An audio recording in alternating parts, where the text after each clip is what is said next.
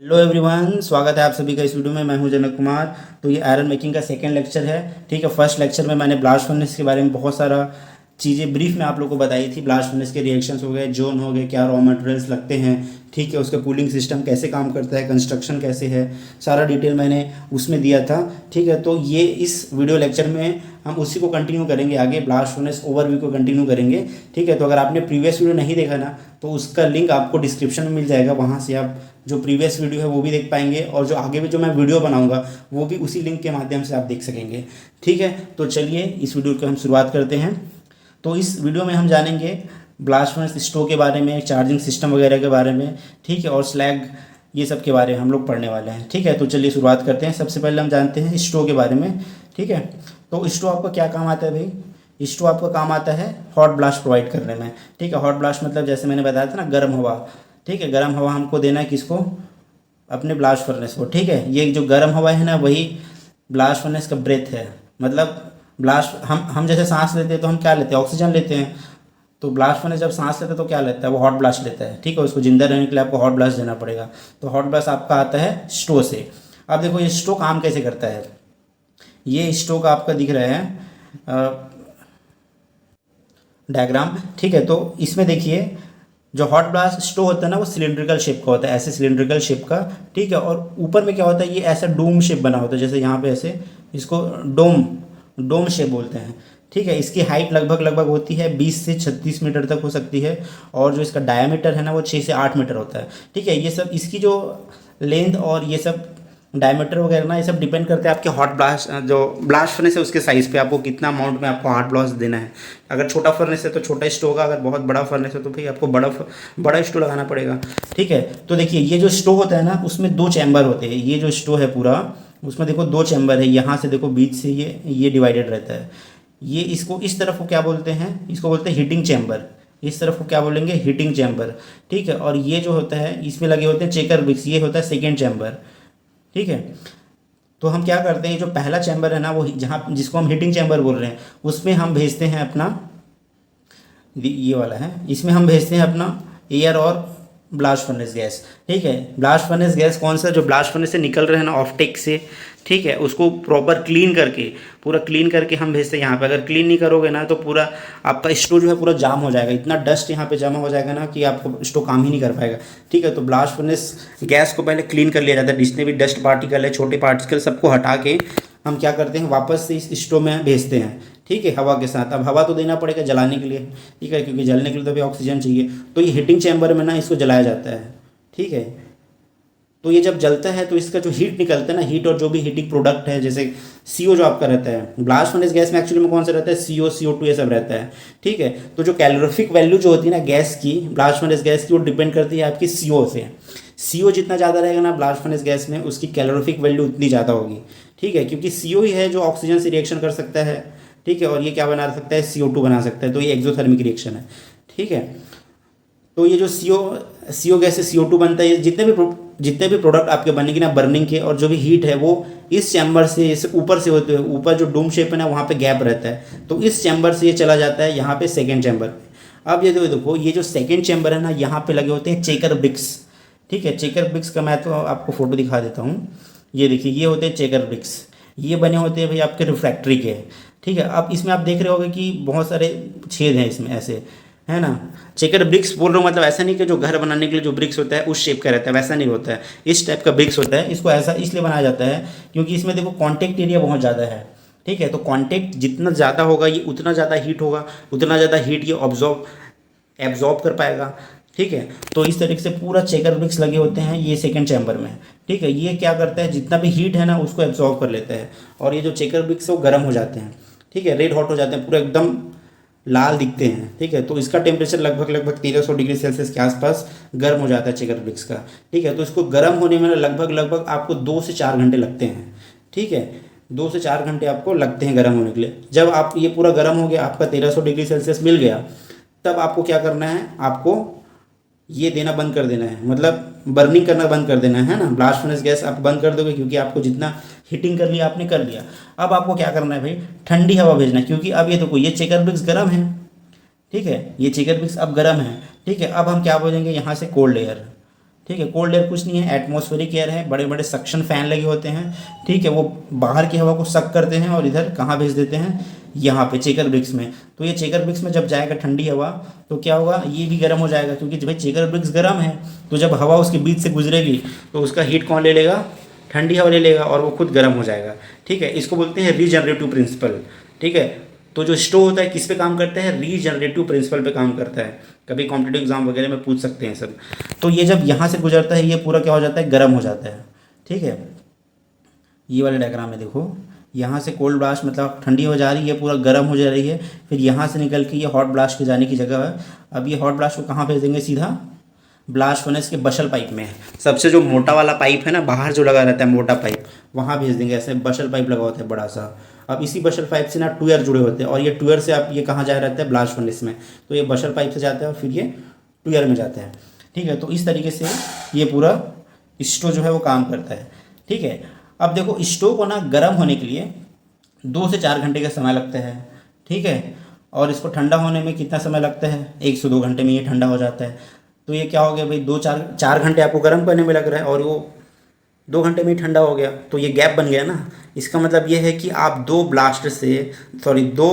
Stove से blast furnace नहीं चला सकते, ठीक है ना। क्योंकि भाई आपने 4 घंटा गर्म किया, ये 2 घंटे चला, फिर जो बीच में 2 घंटे का गैप है उस समय कौन हॉट ब्लास्ट प्रोवाइड करेगा, ठीक है। ऐसे में तो बेचारा ब्लास्ट फर्नेस तो ख़त्म ही हो जाएगा, ठीक है। उसको कहाँ से मिलेगा ब्रेथ।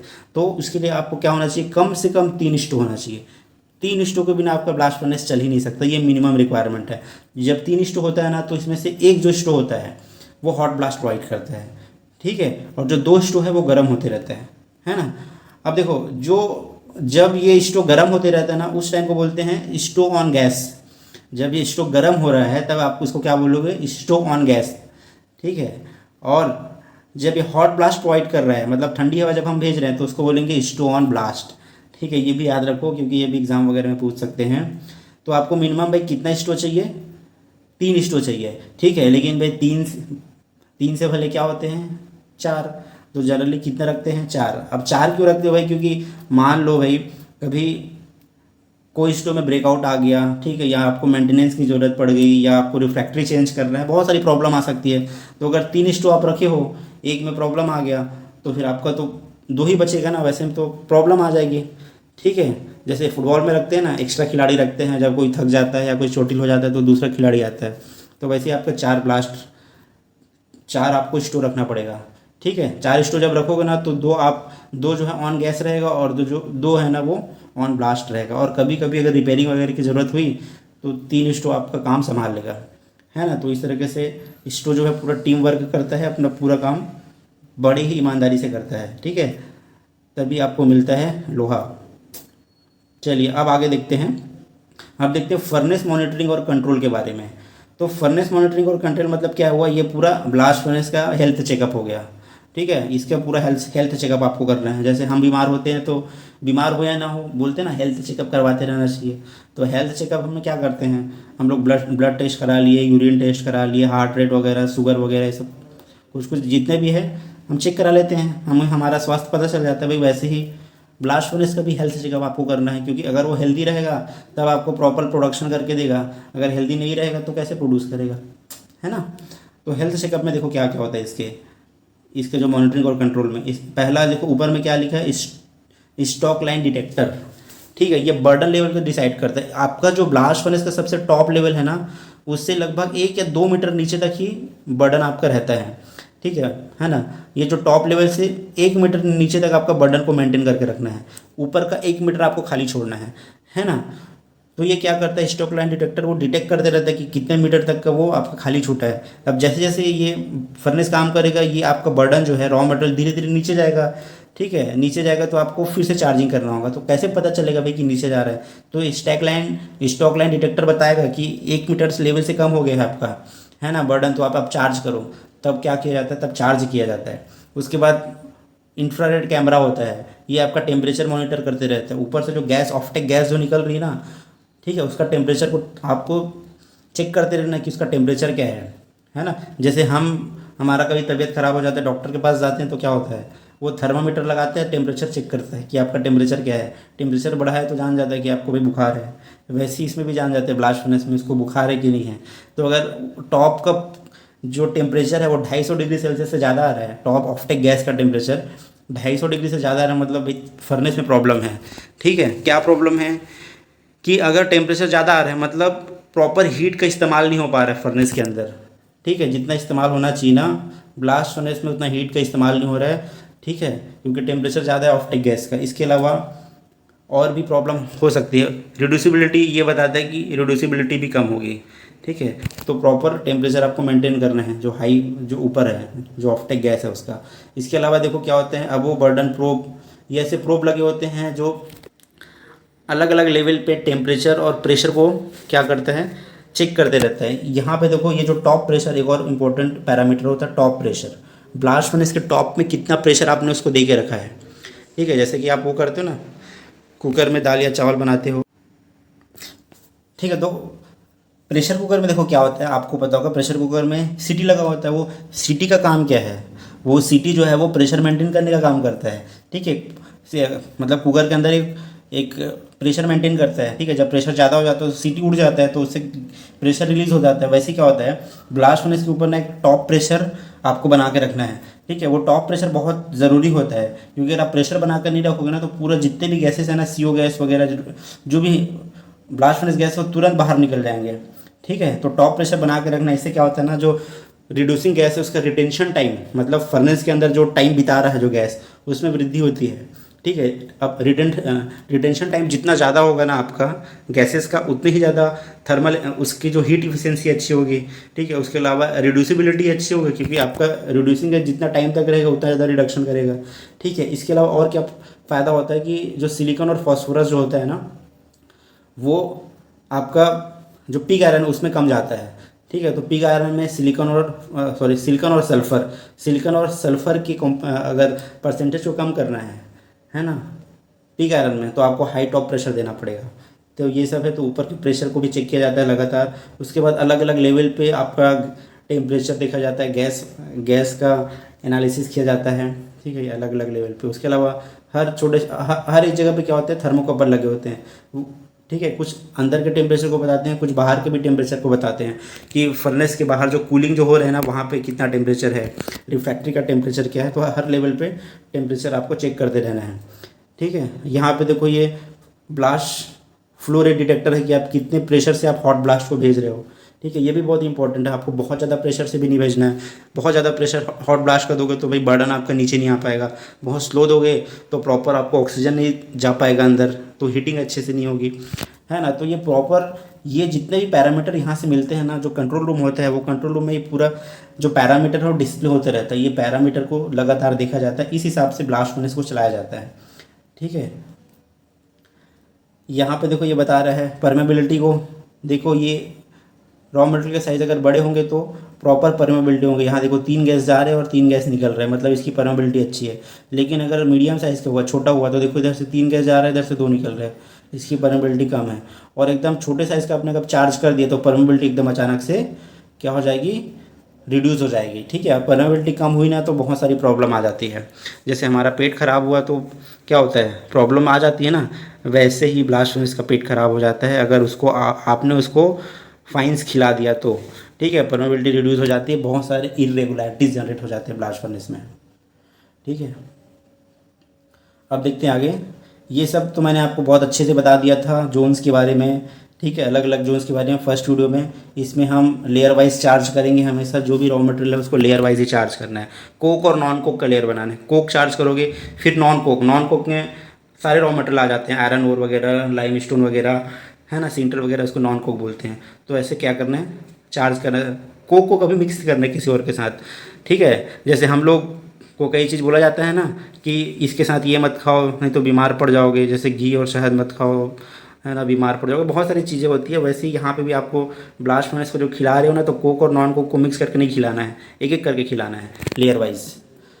ठीक है, तो इस तरह से यहाँ पे देखो ये ड्रिपलिंग जोन भी है। आप लोगों को बताया भी था कि स्लैग और जो मेटल है ना, जो लिक्विड बनता है वो एकदम अचानक से लिक्विड नहीं बनता, थोड़ा थोड़ा लिक्विड बनते रहता है स्लैग और मेटल का। तो ऐसे वो ड्रिपलिंग करके, मतलब बूंद बूंद टपकते रहता है, टपक टपक के वो फिर नीचे आता है ना, धीरे धीरे। मतलब अंदर में ब्लास्ट फर्नेस के अंदर में इमेजिन कर सकते हो कि स्लैग और मेटल की बारिश होती है, वो बारिश होके नीचे यहाँ पे हर्थ में जमा होती है ना। ये आपका 3D व्यू है, अभी देख लो इसको भी। यहाँ से हवा, ये जो बशल पाइप यहाँ से ट्यूअर से भेज रहे हैं, इधर टेम्परेचर ज़्यादा है, ऊपर टेम्परेचर कम है, इस तरह से, ठीक है। अब यहाँ बोला जा रहा है कि बर्डन आपका रॉ मटेरियल नीचे क्यों आता है, तो सिंपल सी बात है, ऊपर आपने डाला जो भी रॉ मटेरियल सॉलिड था, नीचे आके वो लिक्विड बन गया, तो भाई लिक्विड कम जगह घेरता है, ठीक है, और गैप भी उसमें रहता नहीं है, तो इससे जैसे जैसे आपका चार्ज मेटल मेल्ट होने लगेगा तो आपको क्या होगा, गैप बढ़ेगा ना, इस तरह से नीचे आएगा बर्डन। इसके अलावा जहाँ पे जो ये जो ट्यूअर होता है ना, जहाँ पे हॉट ब्लास्ट अंदर जाता है, जैसे ही अंदर जाता है ना, वहाँ पे एक फ्लेम जनरेट करता है वो, देखो इस तरीके से, ये देखो जैसे ही हॉट ब्लास्ट ट्यूअर से अंदर जाएगा ना, ये ऐसे फ्लेम जनरेट करता है, ठीक है, मतलब एक आग का गोला जैसे जनरेट करता है। ये जैसे ही ट्यूअर में जाता है, ये पूरे आसपास पूरे कार्बन को जला देता है ना, इसको बोलते हैं रेसवे, ठीक है। तो ये रेसवे के आसपास भी वाइड जनरेट होता है, तो ये वाइड के कारण भी ऊपर को मटेरियल जो है ना आपका नीचे आता है, ठीक है। अब ये तो ये जो रेसवे होता है ना, एक्चुअली बहुत इंपॉर्टेंट चीज़ है, मैं आपको बहुत डिटेल से आगे बताऊंगा, ठीक है। आप आगे के लेक्चर में आप लोगों को बताऊंगा कि रेसवे क्या होता है, क्या इंपॉर्टेंस है उसका, ठीक है। थोड़ा सा यहाँ पे ग्राफ में देखो क्या दिया गया, ये रेसवे का ये साइज़ है, तो ये बोला कि रेसवे के शुरू में से अंत में क्या इफेक्ट पड़ता है। देखो इधर इसका कंपोजिशन दिया गया है, इधर आपका ये लेंथ दिया गया है। देखो रेसवे से इधर की ओर जाओगे ना, तो टेम्परेचर आपका बढ़ता है एक लेवल तक, ठीक है, फिर वो टेम्परेचर घटने भी लगता है। ये देखो इधर उसका पैरामीटर कलर में मैच कर सकते हो, ये टेम्परेचर बढ़ता है फ्लेम का, बीच में सबसे ज़्यादा रहता है, फिर इधर आपका टेम्परेचर कम रहता है, ठीक है। ऑक्सीजन का लेवल क्या रहता है, शुरू में ज़्यादा रहता है, भाई शुरू में ज़्यादा ही रहेगा, क्योंकि जब हॉट ब्लास्ट भेज रहे हो उसमें ऑक्सीजन ज़्यादा, जैसे ही वो हॉट ब्लास्ट अंदर आए वो तुरंत रिएक्शन करता है कार्बन से, और वो कार्बन डाइऑक्साइड बना लेता है, इसलिए ये क्या हो जाता है, ये नीचे क्यों आ रहा है, ये ऑक्सीजन लगातार घट रही है, ठीक है। कार्बन डाइऑक्साइड जो है ऊपर जाता है फिर नीचे आ रहा है, क्योंकि कार्बन डाइऑक्साइड शुरू में जब जलता है ना, डायरेक्ट बर्निंग होता है, तो आपका कार्बन डाइऑक्साइड बनता है, फिर वही carbon dioxide solution loss reaction करता है कार्बन से, और ये बना लेता है CO, तो इसलिए कार्बन आपका बढ़ रहा है, फिर अचानक से घट भी रहा है, ठीक है। उसके बाद और क्या दिया है, ये लाइन, ये आपका कार्बन मोनोऑक्साइड की लाइन, देखो कार्बन मोनोऑक्साइड क्या है, बढ़ता है, क्योंकि जो वही बताया ना, सॉल्यूशन लॉस रिएक्शन होते तो आपका कार्बन मोनोऑक्साइड फिर बढ़ता है। तो ये ग्राफ है ना, रेसवे के आसपास कंपोजिशन में कैसे क्या चेंज आता है, टेम्परेचर में क्या चेंज आता है, ये बता रहे हैं। अब देख लेते हैं थोड़ा सा स्लैग के बारे में भी। स्लैग बोला जाता है मेटलर्जी में कि a good slag maker is a good steel maker, ठीक है।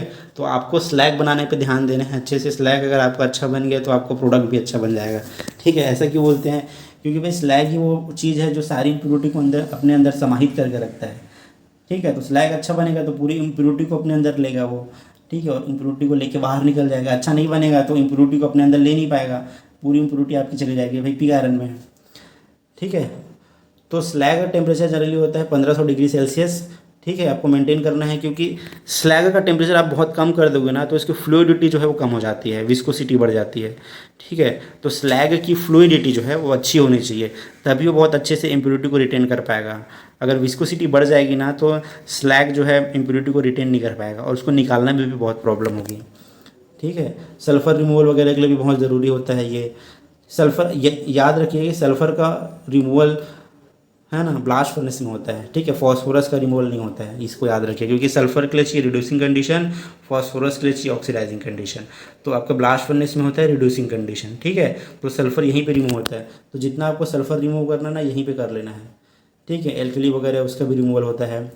तो स्लैग बनाने के लिए आपको क्या डालना पड़ता है भाई, स्लैग बनाने के लिए आपको डालना पड़ता है फ्लक्स, ठीक है, लाइमस्टोन और डोलोमाइट, तो ये कैल्शियम ऑक्साइड मैग्नीशियम ऑक्साइड ये डालते हैं, ये सब होता है आपका गैंग, ये दोनों मिलके आपको बना लेते हैं इस सब स्लैग का प्रोडक्ट, ठीक है। यहाँ पे कॉम्पोजिशन दिया गया है इधर हॉट मेटल का, ठीक है, आप पॉज करके देख सकते हो, ये इधर हॉट मेटल का कॉम्पोजिशन है, इधर स्लैग का कॉम्पोजिशन है, ठीक है। ये हर बार जब भी टैपिंग करते हैं ना 40-45 मिनट में, तो टैपिंग करने के बाद तुरंत उसका कंपोजिशन स्लैग और मेटल का चेक किया जाता है, वो ज़रूरी है, क्योंकि कंपोजिशन जैसा रहेगा वैसे उसकी क्वालिटी मापी जाएगी, ठीक है है ना। तो ये देख लो, मेन क्वालिटी आपका डिपेंड करता है सिलिकॉन और सल्फर कंटेंट पे। ठीक है, ये दोनों चीज़ें कम होनी चाहिए। अगर सिलिकॉन और सल्फर ज़्यादा है ना तो वो फिर प्रॉब्लम क्रिएट करता है आगे जाके स्टील मेकिंग में। ठीक है, तो क्वालिटी कब अच्छी मानी जाएगी, जब दोनों आपका कम होगा। ठीक है, तो ब्लास्ट फर्नेस में कोशिश करना है ये दोनों चीज़ कम हो। स्लैग का कॉम्पोजिशन क्यों चेक करते हैं, स्लैग में जो है बेसिसिटी प्रॉपर मेंटेन होनी चाहिए। बेसिसिटी स्लैग की जनरली 1.2 होती है, 1.2 से 1.3 के आसपास होता है ना। ब्लास्ट फर्नेस के अंदर स्लैग की बेसिसिटी आपको ये मेंटेन करना है। बेसिसिटी मतलब amount of basic oxide divided by amount of acidic oxide, ये उतना होना चाहिए 1.2 से 1.3। ठीक है, ये जो आप फोटो देख रहे हो ना, ये भिलाई स्टील प्लांट का है, ब्लास्ट फर्नेस 8 का। इसको महामाया ब्लास्ट फर्नेस बोलते हैं, इसका नाम महामाया रखे हैं। बहुत ह्यूज फर्नेस है, मतलब बहुत ज़्यादा प्रोडक्शन करता है। जो भिलाई स्टील प्लांट में जो प्रीवियस जितने भी ब्लास्ट फर्नेस है ना, जो जितना वो प्रोडक्शन करता है मिल के, बाकी ब्लास्ट फर्नेस उतना ये एक ही ब्लास्ट फर्नेस प्रोडक्शन कर देते हैं। बहुत ही बड़ा फर्नेस है। ठीक है, देखो यहाँ पे ये ट्यूअर दिखाई दे रहा होगा, ये ट्यूअर है, सॉरी ट्यूअर बोलते हैं, बशल पाइप। यहाँ से देखो ये ट्यूअर है, ये ट्यूअर से हम हॉट ब्लास्ट भेज रहे हैं। तो सोचो कितना बड़ा होगा, बहुत ज़्यादा इसका जो है वो रेडियस है। ठीक है, ये सब देख चुके हैं, थोड़ा बहुत देख लेते हैं चार्जिंग सिस्टम के बारे में। देखो पहले ना ऐसे बेल टाइप का चार्जिंग सिस्टम आता था। इसमें सिंगल बेल होता था, सॉरी डबल बेल होता था। ये ऊपर का स्मॉल बेल होता था, नीचे लार्ज बेल। तो क्या करते थे, पहले जो आपका रॉ मटेरियल है ना इसमें आता था स्मॉल बेल में। ठीक है, तब तक ये लार्ज बेल बंद रहता था, क्योंकि अगर आप दोनों बेल के एक साथ खोल दिए तो क्या होगा, अंदर का पूरा गैस तुरंत बाहर निकल जाएगा। ठीक है, तो ये भी प्रॉब्लम क्रिएट हो जाएगा। जैसे प्रेशर कुकर में आप प्रेशर कुकर के ढक्कन को खोलोगे तो क्या होगा, पूरा गैस बाहर निकल जाएगा, प्रेशर जीरो हो जाएगा। जीरो मतलब एटमॉस्फेयर के बराबर हो जाएगा। ठीक है, तो आपका जो चार्ज मटेरियल पहले स्मॉल बेल में आता था, है ना, अब नहीं है, अब बेललेस चार्जिंग सिस्टम है। उसके बाद ये वाला तब तक ये बंद रहता था। फिर ये वाला बेल, ये डोर जब खुलता था तो ये रॉ मटेरियल यहाँ नीचे आ जाता था। उसके बाद इस वाले डोर को बंद कर देते थे। ठीक है, उसके बाद ये बेल को खोल के ना ये आपका जो मटेरियल है वो अंदर चला जाता था। ठीक है, मतलब ये जब खुलता था तो ये बंद रहता था, और ये जब बंद रहता था, मतलब ये जब खुलता था तो ये बंद रहता था, ऐसा मतलब है। ठीक है, तो इससे दिक्कत क्या आती थी, देखो बर्डन के डिस्ट्रीब्यूशन में प्रॉब्लम आती थी, क्योंकि ये डोर जैसे दरवाजा जैसे खुलता था तो ये ऐसे हीप जैसा क्रिएट हो जाता था। ऐसे मतलब ऐसे इधर हीप क्रिएट होता था, फिर बीच में फिर इधर हीप क्रिएट होता था, है ना। जो आप चार्ज जो डालते थे ना वैसा, है ना। जैसे आप लोग देखे होंगे ना, रेत वगैरह डंपर वंपर से लाते हैं गाड़ी से, उसको डंपर से गिराते तो कैसा होता है, ऐसा हीप बन जाता है ना, तो ऐसा हीप टाइप का बन जाता था। तो इससे क्या होती थी ना, डिस्ट्रीब्यूशन अच्छे से नहीं हो पाता था, तो परमेबिलिटी आपकी कम हो जाती थी। तो इसको रिप्लेस किया गया किससे, बेललेस चार्जिंग सिस्टम से। देखो बेललेस चार्जिंग सिस्टम क्या होता है, ऐसे दो बंकर बने होते हैं। देखो ये ऊपर में 2 बंकर बने हैं, इसको हम रॉ मटेरियल को ला के इसमें स्टोर करके रखते हैं पहले से, कैलकुलेटेड अमाउंट में यहाँ पे स्टोर करके रखते हैं। फिर ये जाता है भाई नीचे, देखो यहाँ पे 1 बंकर 2 बंकर, यहाँ से रॉ मटेरियल आपका जाता है यहाँ रोटेटिंग शूट पे। ये रोटेटिंग शूट है, यहाँ पे देखो ये वाला रॉ मटेरियल ये रोटेटिंग शूट पे आता है। अब ये जो है ना वो गोल गोल घूम सकता है, ये पूरा ऐसे घूम सकता है। इसके अलावा ये ऊपर नीचे भी आ सकता है ना। इससे ये फ़ायदा होता है कि आपको जिस भी पोर्शन पे आपको मटेरियल को चार्ज करना है, जैसे इस पोर्शन पे करना है, ठीक है, तो इसको थोड़ा सा इधर झुका लो, है ना। अगर इस पोर्शन पे करना है तो थोड़ा सा ऊपर ले जाओ। इस तरह से ना ये गोल गोल भी घूमता है और ऊपर नीचे भी होता है, तो प्रॉपर ये बर्डन को डिस्ट्रीब्यूट करता है। ठीक है, जैसे पिछले वीडियो में एग्जांपल दिया था, जैसे हम चिड़िया को दाना कैसे देते हैं, ऐसे फेंक के देते हैं ना, ताकि प्रॉपरली क्या हो जाए, वो दाने जो है वो प्रॉपरली डिस्ट्रीब्यूट हो जाए। वैसे ही सेम काम ये होता है यहाँ पर भी। ये प्रॉपर डिस्ट्रीब्यूशन से भेजते हैं, इससे परमेबिलिटी अच्छी हो जाती है। ठीक है, तो ये पूरा आपका ब्लास्ट फर्नेस प्रोसेस का दिया गया है ना। ये सब तो आपको बता चुका हूँ यार मैं। चार्ज स्कीप कार से, है ना। ये जो हाई लाइन मतलब ये खदान से आता है आपका, फिर स्टॉक यार्ड में जाता है रॉ मटेरियल, फिर स्कीप कार से होते हुए चार्ज करते हैं। ठीक है, इधर से स्टोर से हम क्या बोलते हैं, हॉट ब्लास्ट भेजते हैं। ठीक है, यहाँ से जो ऑफ्टेक गैस है, फ्लो गैस, इधर से कहाँ चला जाता है, गैस क्लीनिंग सिस्टम में, डस्ट कैचर। ठीक है, इसके अलावा और जो गैस क्लीनिंग सिस्टम वहाँ चला जाता है। फिर ये जो ब्लास्ट फर्नेस गैस है जो क्लीन हो चुका है उसको ब्लास्ट फर्नेस गैस नेटवर्क में भेज देते हैं। फिर जहाँ पे आपको ब्लास्ट फर्नेस गैस को यूज़ करना है वहाँ भी यूज़ कर लेते हैं। ठीक है, इधर से आपका रॉ मटेरियल निकल जाता है। ठीक है, पिग आयरन और स्लैग 40-45 मिनट में टैपिंग कर करके हम उसको निकाल लेते हैं। देखो ब्लास्ट फर्नेस में बहुत सारे हजार्ड्स होते हैं, मतलब खतरे होते हैं, है ना। सबसे मेन खतरा जो होता है ना, एक तो हीट का तो हो गई, ठीक है। दूसरा खतरा सबसे जो इम्पोर्टेंट है वो है गैस, ठीक है। मतलब सबसे डेंजरस चीज़ है गैस में। क्या होता है आपको बताया ना, जो ऑफ्टेक गैस निकल रहा है ना उसमें आपका CO होता है, कार्बन मोनोऑक्साइड। तो ये कार्बन मोनोऑक्साइड बहुत ही जहरीला गैस है, टॉक्सिक गैस है। ये क्या होता है ना, अगर आप CO गैस को अगर सांस के अंदर ले लिए तो ये क्या करता है, CO ना हीमोग्लोबिन से मिलके ऑक्सी हीमोग्लोबिन बना लेता है, ठीक है। तो ये हीमोग्लोबिन का काम क्या होता है, शरीर में ऑक्सीजन को कैरी करना, ठीक है। लेकिन क्या होता है, CO गैस आने से हीमोग्लोबिन जो है CO से रिएक्शन कर लेता है। अब वो CO के लेके जाएगा हर जगह, ऑक्सीजन कैरिंग कैपेसिटी हीमोग्लोबिन की कम हो जाएगी, है ना। तो इससे हमारे शरीर में ऑक्सीजन की कमी हो जाएगी, आदमी तुरंत इससे बेहोश हो जाता है ना। और पता भी नहीं चलता है कि बेहोश हो गया, उसको क्या दिक्कत है, क्या प्रॉब्लम है, तुरंत मतलब बहुत जल्दी आदमी का डेथ हो सकता है इससे, ठीक है। तो बहुत ही डेंजरस गैस होता है CO gas. Generally CO detector होते हैं वो हर जगह ब्लास्ट फर्नेस के आसपास पूरा लगे होते हैं, और छोटे छोटे ब्लास्ट फर्नेस डिटेक्टर भी आते हैं, इसको लेके जाया जाता है कहीं भी जाना है तो ये तुरंत बता देता है। अगर CO गैस का लेवल ज़्यादा हुआ ना तो ये तुरंत बता देगा, ठीक है। हीट का तो प्रॉब्लम होता ही है, स्टीम वगैरह का प्रॉब्लम भी रहता है। उसके बाद ओवरहेड इक्विपमेंट क्रेन वगैरह ऊपर से चलती रहती है, कई बार क्रेन गिर भी जाता है ना, लैडर वगैरह गिर भी जाते हैं। तो ये सब प्रॉब्लम है, कन्वेयर, इलेक्ट्रिसिटी, ये सब जो है ये प्रॉब्लम है। ये सब सेफ्टी मेजर्स है ब्लास्ट फर्नेस में, ये सब सेफ्टी मेजर्स देखने चाहिए, ठीक है। ये देखो, ये इस फोटो में क्या दिखा रहा है, ये यहाँ पे आपका टैपिंग हो रहा है ना। जो हॉट मेटल है वो आपको यहाँ से निकल रहा है। आजकल एक ही होल होता है, टैप होल, उसी में स्लैग भी निकलता है और मेटल भी निकलता है। तो स्लैग भारी होने की वजह से वो नीचे से इधर की ओर चला जाता है, सॉरी मेटल भारी होने की वजह से इधर चला जाता है और स्लैग ऊपर से दूसरी तरफ। तो बीच में उसको डिवाइड कर देते हैं, स्लैग का रास्ता अलग, मेटल का रास्ता अलग, ठीक है। इसको भी देख लो, ये आपका क्या है, मड गन और ड्रिल मशीन। ये काम क्या काम आता है, ये जो मड गन है ना इसमें रिफ्रैक्ट्री रहता है, पेस्ट, रिफ्रैक्ट्री पेस्ट के फॉर्म में रहता है, ठीक है। और ये होता है ड्रिल मशीन। तो ड्रिल मशीन देखो क्या करता है, जब आपको टैपिंग करना होता है ना तो ड्रिल मशीन से ही ना जो टैप होल है उसको खोलते हैं, ये ड्रिलिंग करके उसको छेद करता है, टैप होल को खोलता है, ठीक है। फिर आप मेटल बाहर निकालते हो, ठीक है। उसके बाद आपका टैपिंग हो गया पूरा, फिर क्या करोगे, फिर उसको बंद भी तो करना ना टैप होल को। तो ये मड गन करता है, मड गन रिफ्रैक्टिव का पेस्ट जैसा होता है, वो क्या करता है, मड गन उस होल में जाके, जैसे ये होल है तो इसमें हम पूरा ऐसे मड गन डाल देंगे तो ये पूरा होल क्या हो जाएगा, बंद हो जाएगा। फिर से करना तो फिर आप ड्रिल कर लो, तो ये प्रोसेस हर बार करना पड़ता है, ठीक है। ये देखो, ये फ़ोटो एक्चुअल फ़ोटो है, यहाँ पे ड्रिल और एक ही मशीन होता है शायद आजकल, तो ड्रिल भी उसी में होता है और मड गन भी उसी में ही होते हैं, दोनों काम एक ही मशीन से होता है, ठीक है। ये देखो यहाँ पर टाइपिंग कर रहे हैं, ठीक है। ये भी है सेम फ़ोटो। ये देखो, ये ना इसको बोलते हैं तारपेडो लेडल, ठीक है। तारपीडो लेडल क्यों बोलते हैं, क्योंकि तारपीडो जो होता है ना सबमरीन में, तारपीडो एक औजार है मतलब बम ब्लास्ट करने का, तारपीडो शेप का होता है, इसलिए तारपीडो लेडल बोलते हैं। इसकी कैपेसिटी 500 टन तक भी होती है। तो क्या होता है, ये एक ही बार में बहुत सारा हॉट मेटल जो है ले जा सकता है SMS में, तो कई जगह इसको यूज़ किया जाता है तारपीडो लेडल। ये इसके अंदर भी रिफ्रैक्ट्री लगी होती है, ठीक है। ये देखो, ये कहीं कहीं पे कास्ट हाउस भी होता है। जैसे मान लीजिए आपने मतलब पिग आयरन बनाया, लेकिन आपका SMS में कोई प्रॉब्लम है, स्टील मेल्टिंग शॉप में काम नहीं चल पा रहा है ना, तो उस केस में क्या करते हैं, उस केस में ऐसे कास्टिंग कर लेते हैं पिग आयरन का, फिर बाद में इसको मेल्ट करके फिर स्टील बना लेते हैं, ठीक है। यहाँ पे देखो, ये ओपन लैडल है, तो जो आपका हॉट मेटल है या पिग आयरन है वो ओपन लैडल से भी ट्रांसपोर्ट होता है और ऐसे तारपीडो से भी ट्रांसपोर्ट होता है, ठीक है।